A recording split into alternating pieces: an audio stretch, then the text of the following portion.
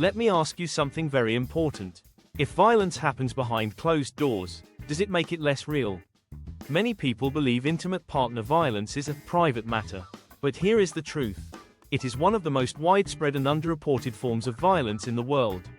Today, we are going to confront it, not emotionally alone, but academically, critically, and truthfully. By the end of this lecture, you will not just understand intimate partner violence, you will recognize its patterns, its causes, and its consequences. Intimate partner violence, often abbreviated as IPV, refers to any behavior within an intimate relationship that causes physical, psychological, or sexual harm. This includes I. Physical abuse E. Emotional or psychological abuse E. Sexual coercion IV. Controlling behaviors. Now think about this. Must violence always be physical to be considered abuse? Or can words, control, and manipulation be just as damaging? Types of intimate partner violence. IPV is not limited to physical harm. It exists in multiple forms. I. Physical violence. Hitting, slapping, pushing. E. Psychological violence. Insults, humiliation, threats. E. Sexual violence. Forced sexual acts without consent. IV. Economic abuse. Controlling finances, restricting access to money. Let me ask you, which of these do you think is most commonly ignored, and why?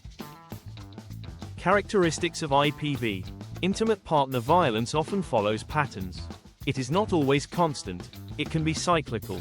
There may be tension building, incident of abuse, reconciliation, calm phase. This cycle can repeat over time. Now let all try and reflect. Why do you think victims may remain in such cycles? There are several risk factors associated with IPV. These include substance abuse, history of violence, economic stress, low education levels, cultural norms supporting dominance. But here is something important. Risk factors do not justify violence. They only help us understand its likelihood.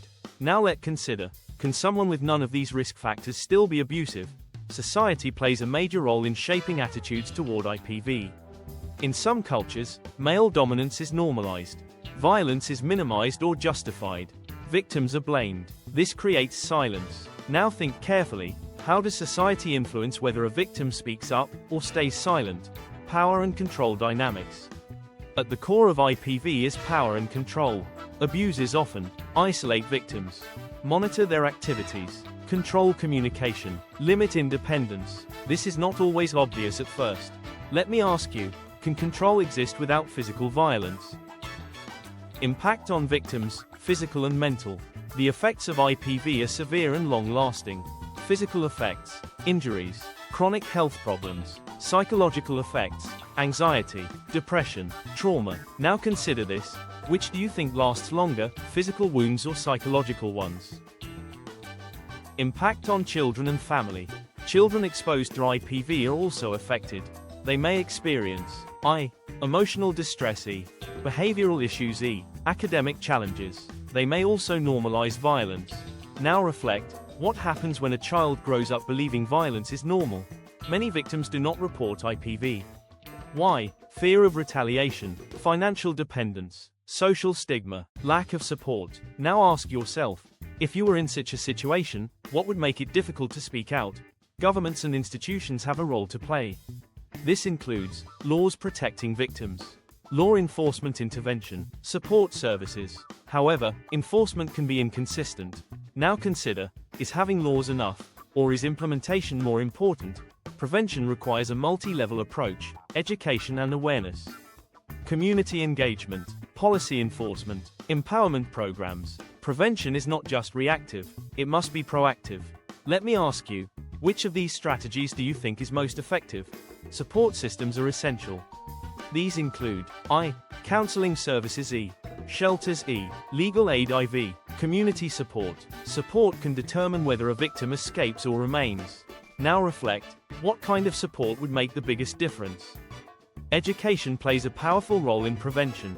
It helps challenge harmful beliefs, promote equality, raise awareness. Education changes mindsets over time.